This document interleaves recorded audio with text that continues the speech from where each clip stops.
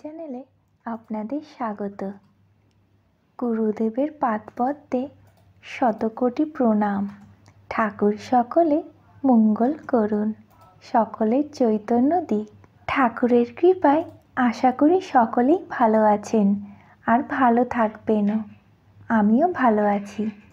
এই চ্যানেলে যদি কেউ নতুন হয়ে থাকেন তাহলে চ্যানেলটি সাবস্ক্রাইব করে পাশে থাকা বেল আইকনে প্রেস করে অল অপশানে ক্লিক করে দেবেন। তাহলে আমি যখনই নতুন কোনো ভিডিও দেব আপনারা সহজেই পেয়ে যাবেন। আর হ্যাঁ, ভিডিওটি শেষ পর্যন্ত শোনার অনুরোধ রইল। আশা করি আপনাদের ভালোই লাগবে। জয় গুরু, জয় রাম, জয় গোবিন্দ, গুরু কি পাহি কেবলম।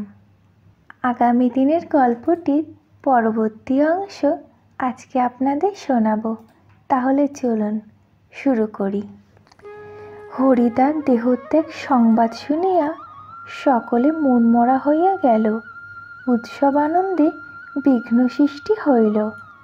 বহু লোক হরিদাকে দেখিতে চলিয়া গেল। মধ্যাহ্নে ঠাকুর পূজা, আরতি, ভোগ শেষ হইল। দিবা 11টায় হরিদার শবদেহ দাঁতপুর মহাশ্মশানে লইয়া গেলে বরদা সুরেশবাবুর বাসায় ঠাকুরের নিকট গেলে ঠাকুর বলিলেন, আপনি বাড়ি যান ও বাড়ি গিয়া মহাশ্মশানে মহাপ্রসাদ পাঠাইবার ব্যবস্থা করেন। দাহকার্যের সঙ্গে আনন্দ সহকারে সকলে মহাপ্রসাদ গ্রহণ করিবেন।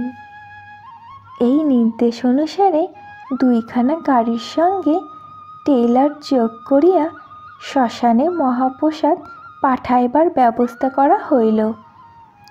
12টায় হরিদাস শবদেহ শ্মশানে উঠাইয়া দিলে শ্মশান প্রদক্ষিণ করিয়া কীর্তন চলিতে লাগিল। বাড়ি আসিয়া দেখি টেইলরে প্রসাদ ভর্তি করা হইতেছে।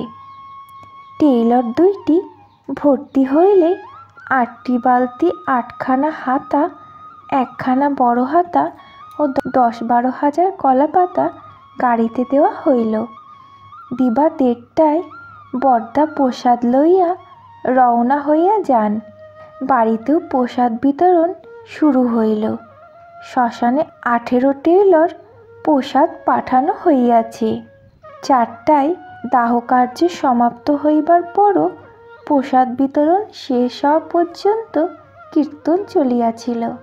শ্মশানের পার্শ্ববর্তী গ্রামসমূহ হইতে আগত শত শত লোকের সমবেত কীর্তন, নিত্য হুঙ্কার আকাশ বাতাস কাঁপিয়া তুলিতেছিল।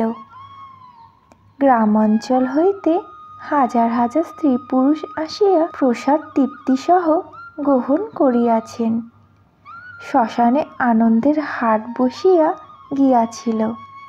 বরদার ঠাকুর ভাই কতিপয় গুরুভ্রাতা ঠাকুরের নিকট উপস্থিত হইয়া ঠাকুর প্রণামপূর্বক শ্মশানে আনন্দের সংবাদ জানাইলে ঠাকুর শুনিয়া আনন্দ প্রকাশ করিলেন। পরে বলিলেন, এমন দিনে এইরূপ স্থানে ও পরিবেশে একমাত্র